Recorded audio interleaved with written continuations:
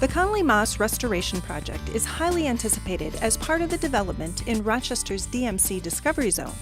On this episode of OnCue Insight, we bring you the presentation given by Dr. Thomas Fisher, director of the University of Minnesota's Metropolitan Design Center, at an open house earlier this year.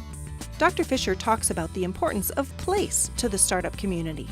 Let's join him as he discusses this concept with DMC Director of Economic Development and Placemaking, Patrick Seeb. Good evening, good afternoon. What a great turnout and all of that. This is spectacular. Tom and I have known each other for 20 years. He has been a friend and mentor for 20 years, and I suspect many of you in this room have met him over the years. He came to Minnesota to head up the College of Architecture and Landscape Architecture, and was dean of that program, and it later became the College of Design. And I think that's a starting point that I just want to ask you about, Tom. How does the College of Landscape Architecture and Architecture become the College of Design, and what does that mean? What does that mean in terms of the thinking today in the 21st century? Well, great. Before I answer that, though, I just want to make sure that this community knows how lucky you are to have Patrick Seeb here. He is a national talent, and he's known nationally for the work he's done in urban design, and it's fabulous to have him here and for the two of us to continue to work together now that I'm on the EDA board. So the question about the College of Design really for me was the change I saw was that happened at the very moment that design thinking started to be viewed as a value-creating activity that had applications that went way beyond the design of buildings or of products. And so we really began to see this innovation economy starting to emerge where design processes were important to really innovate whole new ways of doing things, new systems, new services. And this also was happening, I put this first slide up here, of the sharing economy. I think that what's so interesting about the DMC and about where Rochester is right now is that you're doing all of this right at the moment when the entire economy is going through a transformation. A collaboration, it's called a collaborative economy, an on-demand economy. And I think that this is key to attracting new businesses, new talent to a city like Rochester. What I also find fascinating, thinking about design thinking, is I'm fascinated by the Mayo model of delivering healthcare as a kind of collaborative activity and what it would mean to take what's been so successful in the Mayo Clinic and bring that to the urban scale, bring that to the city, so that it looks at projects in an integrated way, it looks at opportunities holistically, and to me that's the great opportunity here that Rochester has. I think that's spot on. You did a review or a critique of the DMC plan for Minnesota architecture. Would you care to, and that's been distributed widely here, care to share your observations as you did an analysis of the plan itself? What's good about it and what's not so good about it? Well, I think it does, so many things right. I mean, it sort of enlivens the streets. It looks for opportunities, around the government center, the whole Discovery Square area, which I think is really, in some ways, one of the most important parts of the plan because it's part of the economic future of the city. These kind of spin-off companies that are going to be in the Discovery Square area. It sort of makes the heart of the city more lively, which I think is right. The whole transit hub area with transportation as being key. And then, of course, the St. Mary's district. I think so it does. And the UMR piece. I think it handles all that well. One of the things, and we're, of course, you may know, my center and some of my colleagues here are working on urban design guidelines with the city of Rochester, is to really bring this plan down to the ground. What will it feel like to be here? What does it feel like on the street? What will the day-to-day experience of the people who live and work in Rochester be like? What will make this a place that people want to come back to? In fact, like Tracy and her husband stay here and live. And so I think it's the next level of detail is what the next opportunity is. So a lot of conversation in this community about artists and the role artists can play in city building, and we have seen a lot of that happen in the Twin Cities. And what can you share? What observation? Because you talk about bringing it down to the street level, the granular level. What are some observations from from our experience in the Twin Cities are relevant here in Rochester, do you think? Well, yeah. I mean, I think the creative community generally, whether it's just artists or just creatives, are really some of the major economic development opportunities cities now have. And as we're seeing with this building, these kinds of spaces are actually the kinds of things that creative people like to work in. And so not making it too polished, too corporate is really important. And also, I think one of the important things about cities in this new economy is you don't want to look like every other city. You want to be distinctive. You want to have a characteristic brand. And so keeping your old buildings, keeping some connection to your history is a really important part of attracting creatives, which are really the source of the new economy. You mentioned historic, Yeah. and Tom asked me as we were preparing for this if I wouldn't think about some of the hot button issues or topics in this community, and you mentioned historic preservation. We're in this, stunning building, this building that's being restored, and I'm interested in you talking about why does historic reuse matter, or does it matter? And if so, why? And what does that look like? Yeah, I brought up a slide here of cocoa in the grain exchange up in Minneapolis. Some of you may know about this place. These are some of the co-working spaces that are starting to emerge in cities. And what we're finding is that they gravitate to historic environments like this. People in this new economy do not want to live and work in, cubicles. They do not want the standard office setting. They are increasingly attracted to places where you can sort of find where you want to work. I think another characteristic of this new economy, it's an economy that emphasizes flexibility. People want to be able to work 80 hours one week and 20 hours the next, and creating an environment that allows that, accommodates that, and like what will happen in this building, allow people working on different kinds of projects to interact is really how you spur innovation. And so we find that it's in these older environments, buildings like the one we're in, as well as on city streets that allow people to interact and see each other. The reason why we live in cities is it spurs innovation. We come across people who are different from ourselves. And so preserving that character of the street is also important. Talk about City for Health and Design for Health, and how do we build a city that creates health? I think it's clearly one of the key competitive advantages of Rochester. This, you're already a city internationally known as a health destination, but this idea of what would it take to actually make this the healthiest city in the world is, I think, a really fascinating question. I don't know if we know the answer for that entirely yet, but we are, from a public health point of view, at the very bottom of all the developed countries, right? So we do not have a healthy public. And we have created an environment that, for example, a food system that makes all of its profit on sugar, salt, and fat. Right? We've taken exercise out of our lives. We have done so many things that if we were to design an environment intended to make people unhealthy, we've done that. And we've done a very good job of that. And so we spent a century doing that, and we have to spend this century, the 21st century, undoing that and enabling people to make health the easy, fun, cheap alternative. Right now, health is the expensive, difficult, unpleasant option. And we have got to redesign our environments so that it's just naturally an outcome of our being healthy. And I think that the opportunity is that Rochester is at a scale that could pull this off, unlike a much bigger city. Say more about that. Say more about the scale of the city and its ability to show change and demonstrate change that can't happen elsewhere. Well, I think this crowd is an example. Look at all of the leaders who are right here. You're at a scale where you can talk about these things in a room like this and make decisions much more effectively than a bigger city. And so scale matters, and scale also matters in this new economy as well, that innovation happens when people know each other. And so in bigger cities where people are spread out and don't interact as much, actually it's harder to innovate. And so what I'm fascinated about Rochester is this could be the kind of model of how innovation happens in the 21st century in cities of this size. You're big enough to have all of the characteristics that you need, and you have all of this international talent coming here, but you're small enough that you can fit in one room and have a conversation. That is important. We do have a lot of conversations in one room, and one of the conversations is about skyways. And because you wanted hot button issues. Yeah.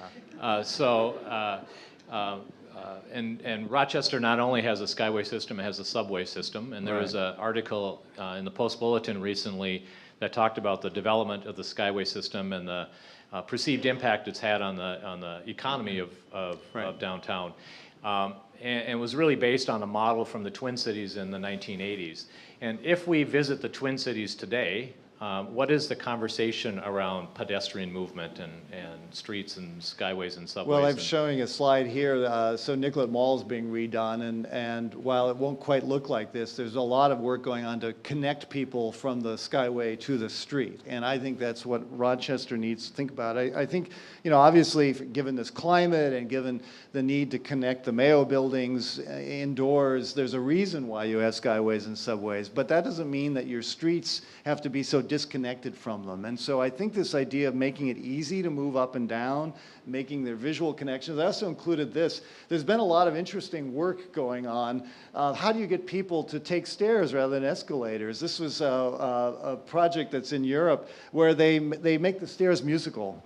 And look at this slide. Now everybody takes the stairs because you can play music as you go up and down. And some of you may have heard this at the Science Museum up in St. Paul. So there are tricks like this to just, again, make healthy things fun.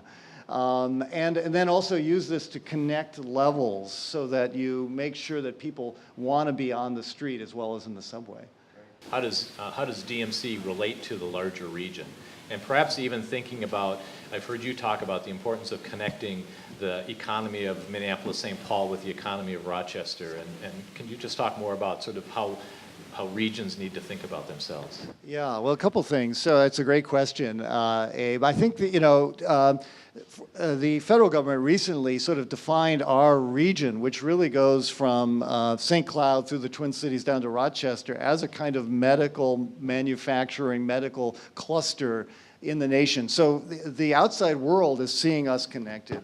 And so just as it's really important that Minneapolis and St. Paul stop squabbling, it's also really important that we all don't see each other as competitors, but we are really a region that will thrive together. And so I think that's important to sort of recognize how others view us. But the other thing about that is that in the new economy, in the global economy we're in, the nation is becoming less and less important as an economic unit, and its city-based regions are really the way in which we will be thriving in the future. And so the more we can see this Rochester, Twin Cities, St. Cloud cluster as really a global competitor in terms of where we can compete with the Atlanta region and the Boston region and the San Francisco region, those are our economic competitors. And so seeing that and thinking about the fact that we have to also get beyond this idea of it's city versus suburb or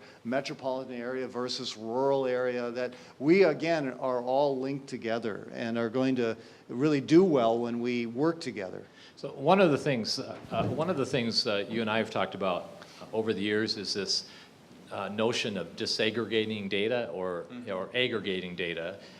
And there's a question from Jessica Schmidt that is about transportation and health, the relationship between, and I'm expanding on it because she only had 140 characters, but the relationship between bicycling, transit, health, and sort of the connection of data that helps understand the impact of all of these. Right. Well, some of you may know there's a lot of work going on nationally, and certainly our Department of Health is talking about this notion of health in all policies, the idea that every decision we make, the transportation system, a land use decision, whatever, has a health implication. And so that we need to increasingly judge everything in terms of the impact it's going to have on health. In my college, and certainly in our center, we talk about health as a kind of umbrella term because we believe that human health is connected, obviously, to environmental health, it's connected to social health, it's connected to economic health. And so we really need to see that health is the way in which we will all do better in the future. And this idea that every decision we're making has a health implications. As I was just saying, I mean, we designed in the 20th century an environment that's been making us unhealthy. And so we need to think about every decision we make in terms of how we can improve our health. And again, that's where I think Rochester can be an international leader in demonstrating that. I'm gonna connect a couple of questions I've received, and a question you and I had talked about ahead of time, and it has to do with the changing demographics. One has to do, and really it's what's the future of green space and public space as we think of the emerging populations in our communities? Well, you know, there's a lot of talk. I mean, the two biggest demographics are millennials and baby boomers. And what's interesting is that both of them are starting to move back into cities for different reasons. So, you know, this image showing how the students in college today. Thursday, that's Thursdays on First. Yeah, Looks like. yeah. I mean, you know, it was interesting when I talked to my students in class today about, I was coming down here, we're going to talk about the healthy city. They said, yeah, but it also has to be a fun city. I mean, and so, you know, for the millennial generation, it's got to have lots of public spaces where they can gather and hang out. Again, as this image shows, providing these kinds of pedestrian-friendly open spaces is really important. Many of them don't even want to own a car. Many of them don't drive. And so this idea that somehow they can drive around to see each other isn't going to happen. So you need to provide those spaces. But then again, the other big demographic is an aging baby boomer population. And they too want to have walkable communities. They want to have access to good health care. They too want to have the same kind of rich experience that younger people do. And so both of these are leading to this incredible rediscovery of cities as places that people want to be in after we spend a lot of time moving people out of cities. And so I think we have to, and obviously, you know, there's other demographics as well, but these are the two biggest trends that are happening in terms of the transformation of urban areas. So one of the things we talked about in preparation is a term that I was just introduced to recently that you said you're quite familiar with, and that's the term wicked problems. Uh-huh. And could you just talk about what that means and in terms of what that means for cities and what that term means and how we can get around wicked problems? Yeah. Well, it's a great question. So the idea of a wicked problem is a problem that doesn't have a simple solution, and in fact, it may not even have a solution. As a colleague of mine said, life is a wicked problem. It's not like our lives have some solution. We just live life, and it's complicated. And cities are wicked problems because they're complex organisms that are constantly changing. One of the reasons we talk a lot about that is that design is a way to deal with wicked problems. It accepts the ambiguity of it, and in design, there's never a right answer. There's just better and worse answers. And so the rise of design thinking in the business world has really been as a result of the fact that a lot of companies are also working in kind of wicked problem spaces for which there isn't an easy answer. So I think that recognizing that this is kind of the opportunity of the future is dealing with these complicated problems. And it's also led us to, part of this has been this recognition of this notion of the wisdom of crowds, that it's no longer acceptable to just have experts tell us how we should live and design our world for us. Unlike what you're doing right now. Yeah, I mean, right. I mean, the way we try to work is that you meet with communities of people, you get the best ideas, and out of that design process really comes some of the most creative ideas. And so our field is changing. It's not so much that we're the experts, but we're facilitators of processes that enable communities of people to envision the future that they want. And frequently out of a collective of people come often the best ideas around these wicked problems. So I don't know if that's an answer, but these are the problems we're kind of left with. We've solved all the simple problems, and humanity is now left with a lot of these really complicated ones. And to me, what I find so powerful about design thinking is it gives us hope. There are ways to sort of find better solutions to some of the challenges we have. Anybody who has a question they want to shout out, go ahead. There's been a lot of discussion about, what has happened to small business, or what is likely to happen to small businesses and artistic enterprises in the face of rising land values. It's always a double-edged sword because that also is an indication that the city is thriving. So, the land value also probably comes with the fact that there's more business, but nevertheless, it's certainly understandable. And this is an issue that successful cities are facing all over. I mean, San Francisco is now the most expensive place to live in the country. It's surpassed Manhattan. Because it's a place everybody wants to go. It's where the entrepreneurial community is flocking to. And so, I think, though, that there's other kind of counterweighing forces here, which is that,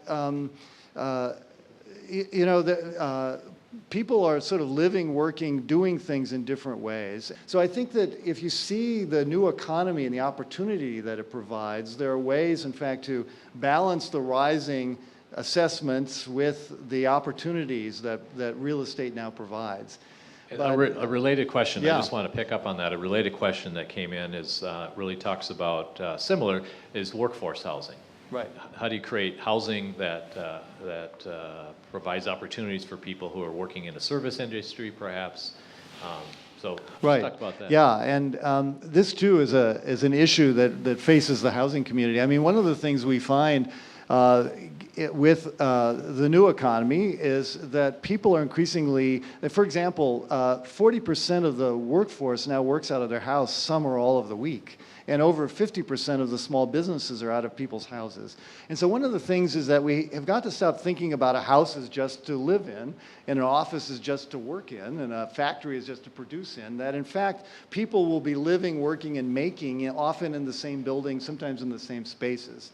And so one of the ways to think about workforce housing is that we need a much more flexible, fluid way to think about housing generally. And on the other hand, we also have to get rid of regulations that are making it difficult to provide affordable housing. For example, there are a lot of codes in cities that have minimum unit sizes, and for no apparent reason. Meanwhile, micro-housing and these new kinds of flexible housing arrangements are a way to greatly reduce the cost of housing and provide workforce housing at a price that people can afford. So, part of this that's happening is that the 21st century economy is squeezing a lot of inefficiency out of the 20th century economy. We are over capacity. I mean, one of the things about Uber and Airbnb, the lesson there is we all have lots of empty bedrooms that can be rented out for an Airbnb. We have lots of empty seats in our cars that could be used for Uber. In other words, these new companies are helping us realize we have so much, we almost have too much of almost everything. And meanwhile, we have people who can't afford a basic need like housing. And so I've been interested, for example, in using the Airbnb model to provide affordable housing. Are there new kind of ways to provide housing that isn't in the old model? As you think about the DMC and development, and I know there's a lot of talk about the need for more parking. And you will need more parking in the short term, but you will not need more parking. In fact, you may not need any parking within a couple decades. And so be sure that when you do these kinds of things that you create adaptable structures like the one we're in that can have multiple uses because they will be otherwise empty and unusable in a couple decades because of this technology which is happening very fast. So part of it is and the opportunity here that you have is that as you begin this process, think about the new technologies, the new changes that are happening in the economy, and how to get ready for it now. Because a lot of cities are behind. They've already put a lot of built infrastructure in that they can't use. And to me, that's one of the other opportunities of what DMC is about. So it's an amazing time to be alive. We are really at this moment where we're seeing a new economy, we're seeing revived interest in environmental health and sustainability and human health and in creating environments that we all want to be in, cities we want to live in. We're having technologies which are going to save lives and make our moving around cities more pleasant. And to me, the opportunity is how Rochester can demonstrate what this new city is like and what a healthy city is like. So I think this city is on the edge of doing something that is absolutely internationally important.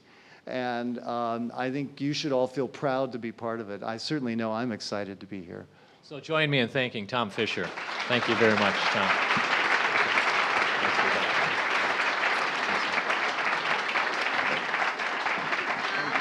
So much.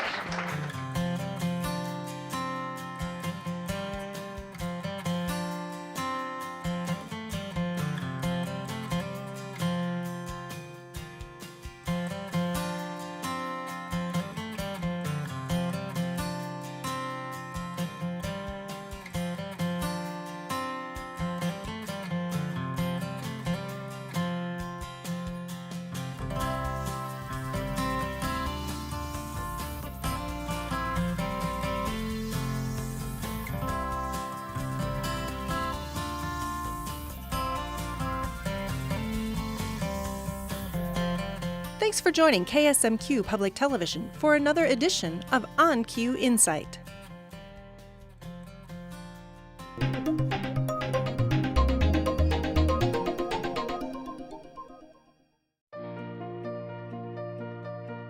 You can access more information about KSMQ on Facebook and at ksmq.org.